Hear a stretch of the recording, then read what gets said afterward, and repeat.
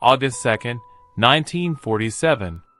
British South American Airways Flight CS-59, a 4-engine Avro-Lancastrian passenger plane named Stardust, was making the final approach to Santiago, Chile. The flight had departed Buenos Aires, Argentina less than 4 hours earlier, carrying 11 people across the treacherous Andes Mountains. At 5:41 p.m., the radio operator sent a routine message to Santiago Control Tower, confirming their position and estimated arrival time. Everything was normal. The weather was clear. They were 17 minutes from landing. Then, at 5:45 p.m., the radio operator sent one final transmission. 7 letters. 1 word. A word that made absolutely no sense to anyone who heard it. STENDEC. STENDEC. The control tower operator was confused. He asked the aircraft to repeat the message. The radio operator said it again, more emphatically this time, as if frustrated that they didn't understand. STENDEC. STENDEC. Then silence. The aircraft never landed. Stardust had vanished. For 50 years, no one knew what happened. No wreckage was found. No bodies were recovered. And no one could explain that final mysterious word, STENDEC. It became one of aviation's greatest unsolved mysteries. Conspiracy theories ranged from alien abduction to secret government operations. Cryptographers tried to decode it. Linguists analyzed it. Aviation experts debated it. But the mystery only deepened with time. Then, in 1998, more than half a century after Stardust disappeared, climbers in the Andes made a shocking discovery. The glacier had finally given up its secret. This is the story of STENDEC, the message that haunted aviation for 50 years, and the truth that was buried under tons of ice.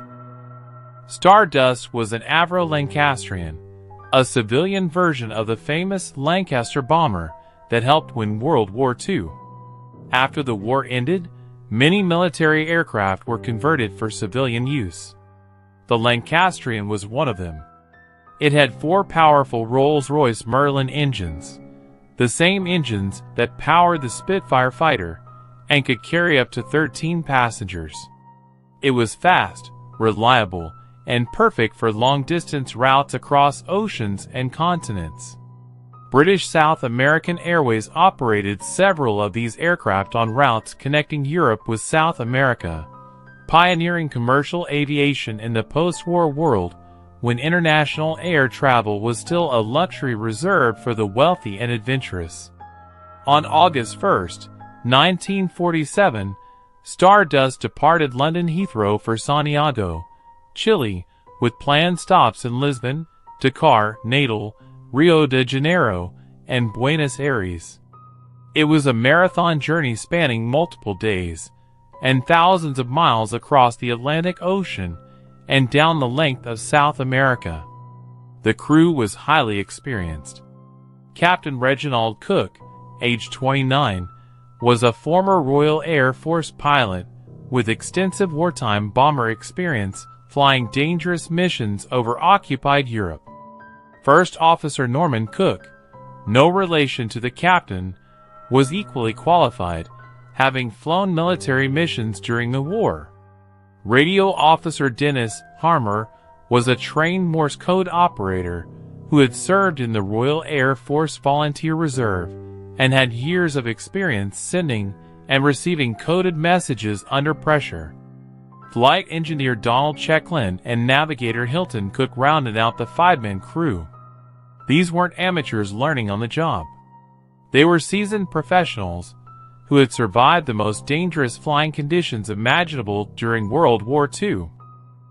The 6 passengers on board represented a diverse mix of nationalities and backgrounds typical of post-war international travel. There was Marta Limpert, a German woman returning to Chile after visiting relatives in Europe following the end of the war. Paul Simpson, a British businessman with interests in South America, was traveling for work. Peter Young, a wine merchant, was returning to his job in Chile after a business trip. Cassis Pantelides, a Palestinian-born businessman, was heading to Santiago on commercial matters. And two other passengers, a British courier carrying diplomatic documents and another businessman, whose specific identities would become part of the enduring mystery. They all boarded the aircraft in Buenos Aires on the morning of August 2, 1947, for what should have been a routine final leg of their long journey, a short hop over the Andes Mountains to Santiago. The flight should have taken less than 4 hours under normal conditions. It was considered a milk run by the standards of experienced pilots and crew members. Yes, flying over the Andes was inherently challenging.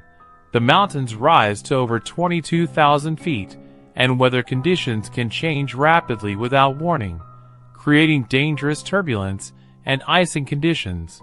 But the Lancastrian was more than capable of handling these challenges. The aircraft was designed for high-altitude operations and had proven itself reliable. The crew had made this flight before. They knew the route intimately. They knew the risks and how to manage them. And on this particular day, the weather forecast was favorable. Clear skies were predicted. Good visibility was expected. By all accounts, these were perfect flying conditions for crossing one of the world's most formidable mountain ranges. The flight departed Buenos Aires at 1:46 p.m. local time on August 2nd. For the first few hours of the journey, everything proceeded normally and according to plan.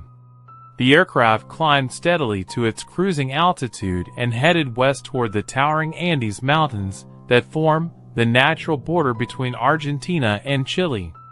Radio Officer Dennis Harmer maintained regular contact with ground stations along the route, sending routine position reports via Morse code as required by aviation regulations of the era. This was standard procedure in 1947. There was no voice radio communication for most commercial flights at that time. Everything was done in Morse code, with short status updates tapped out in dots and dashes to confirm the aircraft's position, altitude, heading, and estimated arrival time at the next checkpoint or destination. At 5:33 p.m., Harmer sent a message to Santiago Control Tower stating that Stardust was approaching the Andes mountain range and preparing to begin the descent towards Santiago Airport. The estimated time of arrival was 5:45 p.m., just 12 minutes away. Then came the final message. At 5:45 p.m., the exact moment Stardust should have been landing at Santiago Airport, Dennis Harmer tapped out one last Morse code transmission. It was just 7 letters, said clearly and deliberately, STENDEC. The control tower operator receiving the message was completely baffled. STENDEC wasn't a recognized aviation term. It wasn't a standard abbreviation. It wasn't in any codebook or manual. It made no sense whatsoever in the context of an aircraft about to land. The controller immediately requested clarification, asking the aircraft to repeat the message. Harmer responded quickly, sending the same word again, this time reportedly with even more emphasis, as if he were frustrated or confused that the ground station didn't understand. STNDC. STENDEC. And then, nothing. Complete silence. The transmission ended abruptly. Stardust never appeared on approach. The aircraft never landed. It had simply vanished. Chilean and Argentine authorities immediately launched a massive search and rescue operation. Aircraft were dispatched to fly search patterns over the last reported position of Stardust. Ground teams were organized to search the valleys and mountain passes where the aircraft might have crashed. The search continued for weeks, covering thousands of square miles of some of the most hostile terrain on Earth. Pilots flew dangerous low-altitude missions through mountain passes. Rescue teams climbed to remote peaks. Local villagers were interviewed. Every possible lead was pursued with determination and hope. But they found nothing. No wreckage. No debris field. No personal effects. No bodies. No oil slick. No burned vegetation. No impact crater. Nothing. It was as if stardust and its 11 occupants had been erased from existence. The disappearance was front-page news around the world. British newspapers ran headlines asking what happened to the missing airliner. Families of the passengers and crew members demanded answers. British South American Airways faced intense scrutiny and pressure. Aviation authorities launched formal investigations. But without wreckage or physical evidence of any kind, investigators had almost nothing to work with. They could only speculate based on the known facts. The aircraft had been on approach to Santiago, the weather was good, the crew was experienced, and the last message was that strange, inexplicable word, STENDEC. Theories began to emerge almost immediately, and they ranged from the plausible to the fantastical. The most straightforward explanation was that the crew had somehow miscalculated their position due to navigational error. In 1947, aircraft navigation over mountains relied heavily on dead reckoning, calculating position based on airspeed, heading, and elapsed time, combined with visual landmarks when possible. High-altitude winds could push an aircraft significantly off course without the crew realizing it. Perhaps stardust was not where the crew thought it was. Perhaps they began their descent too early, while still over the high peaks of the Andes, and flew directly into a mountain in an area far from where search teams were looking. Another theory focused on the weather. Although conditions were reported as favorable, the Andes are notorious for sudden, violent mountain wave turbulence and dangerous downdrafts that can slam an aircraft into the ground without warning. Perhaps stardust encountered unexpected severe turbulence or a powerful downdraft that overwhelmed the pilot's ability to maintain control. This could explain the sudden silence. A catastrophic structural failure or loss of control at high altitude would have left the crew no time to send a distress call beyond that final cryptic message. Some investigators wondered if there had been a fire or explosion on board. The Lancastrian's Merlin engines were powerful, but also prone to mechanical issues if not properly maintained. An engine fire could have spread rapidly to the fuel tanks, causing a catastrophic explosion that destroyed the aircraft in midair. But if that were the case, wouldn't there have been a more urgent final message? Wouldn't Harmer have sent a Mayday call instead of a single strange word? It didn't quite fit the evidence. Then, there were the more exotic theories that captured public imagination and refused to die despite lack of evidence. Some people suggested that stardust had been intercepted by a military aircraft, either Argentine or Chilean, and shot down, perhaps mistaken for a foreign military reconnaissance plane in the tense post-war political climate. The diplomatic courier on board was carrying documents, after all. Could there have been a political motive?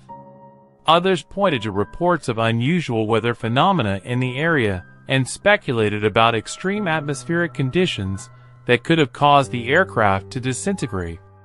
And of course, in the emerging UFO craze of the late 1940s, some enthusiasts claimed stardust had been abducted by extraterrestrial beings. STENDEC, they said, was proof, clearly a message that wasn't meant for human understanding at all. But the most enduring mystery remained that final word itself, STENDEC. What did it mean? Was it a code? An abbreviation? A mistake? Cryptographers and code breakers analyzed it from every conceivable angle. Some suggested it was an anagram, perhaps descent with letters mixed up by a panicked or rushed radio operator. Others proposed it was a partial transmission of a longer message that was cut off mid-word. Linguists noted that in some languages or regional dialects, similar-sounding words existed, but none that made sense in an aviation context. Aviation experts combed through technical manuals and pilot slang from the 1940s, looking for any possible meaning. Could it have been a British Royal Air Force code from the war that Harmer, the former military radio operator, instinctively used in a moment of crisis? No evidence supported that theory either. One of the more credible linguistic theories suggested that STENDEC might have been a garbled transmission of a standard aviation phrase. In Morse code, letters are represented by patterns of dots and dashes.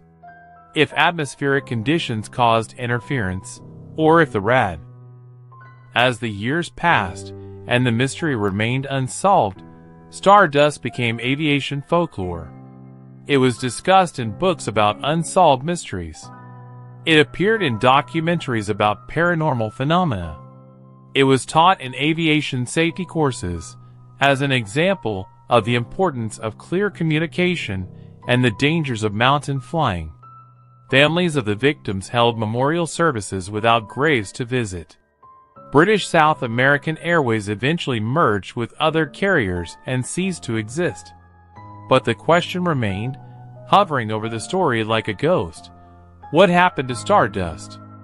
And what did STENDEC mean? 51 years after stardust vanished, two Argentine mountaineers were climbing near the summit of Tupungato, a massive 22,000-foot volcano in the Andes on the Argentine-Chilean border. In January 1998, during the southern hemisphere summer, when high-altitude glaciers partially melt, they spotted something unusual protruding from the ice. At first, they thought it was natural rock formation or debris from a more recent expedition. But as they got closer, they realized what they were looking at: twisted metal fragments. Aircraft wreckage. After more than half a century buried under snow and ice, the Tupungato Glacier was finally releasing stardust. The discovery triggered immediate international attention. Argentine and Chilean authorities worked together to organize an expedition to the crash site, which was located at an altitude of nearly 15,000 feet on the side of the volcano, an incredibly remote and dangerous location requiring specialized mountaineering skills just to reach. Over the following months and years, multiple expeditions recovered pieces of the aircraft, engine parts, fragments of the fuselage, sections of wing, personal items belonging to passengers and crew. They also recovered human remains, not complete bodies, but fragments that had been preserved in the ice for 5 decades. The glacier had slowly moved the wreckage down the mountain over time, which explained why the initial searches in 1947 found nothing. Stardust hadn't crashed where anyone thought it would. It had crashed high on the mountain, far from the expected flight path, and had been immediately buried under an avalanche of snow and ice. Investigators from Britain and Argentina examined the wreckage carefully. What they found told a chilling story. The pattern of wreckage distribution suggested that stardust had flown directly into the mountain at high speed, while still in level flight. This is called controlled flight into terrain. The aircraft was flying normally, under control, with no indication of mechanical failure or loss of control, when it suddenly impacted the mountainside. The crew apparently had no idea they were about to hit the mountain. There was no evidence of evasive action, no signs of a desperate last-second climb attempt. They flew straight into solid rock at cruising speed and were killed instantly on impact. The force of the crash triggered a massive avalanche that immediately buried the wreckage under tons of snow, which then compressed into glacial ice over the decades. But how could an experienced crew fly a perfectly functional aircraft directly into a mountain? The answer lay in a meteorological phenomenon that was not well understood in 1947, the jet stream. High-altitude winds flowing from west to east over the Andes can reach speeds of 100 miles per hour or more during certain weather conditions. Stardust was flying east to west, directly against these winds. The crew calculated their ground speed based on their airspeed, not realizing that the massive headwind was slowing their actual progress over the ground dramatically. On their instruments, everything looked normal. They thought they were making good time. They thought they had already cleared the highest peaks of the Andes and were beginning their descent towards Santiago on the Chilean side of the mountains. In reality, they were still over Argentina, still climbing toward the peaks, being pushed backward by winds they couldn't see or feel. When navigator Hilton Cook calculated that they had crossed the Andes based on elapsed time and airspeed, he was wrong, catastrophically wrong. When the crew began their descent expecting to be over the Chilean Central Valley, they were actually descending directly toward the massive peak of Tupungato. The mountain was hidden in clouds or darkness. The crash occurred at 5:45 p.m., just before sunset, when visibility in the high Andes can be extremely poor. They never saw it coming. One moment, they were flying in cloud, confident they were safely past the peaks. The next moment, nothing. This explained the sudden silence after the final message. There was no time for a Mayday call. No time to realize what was happening. No time to react. The impact was instantaneous and unsurvivable. All 11 people on board died immediately.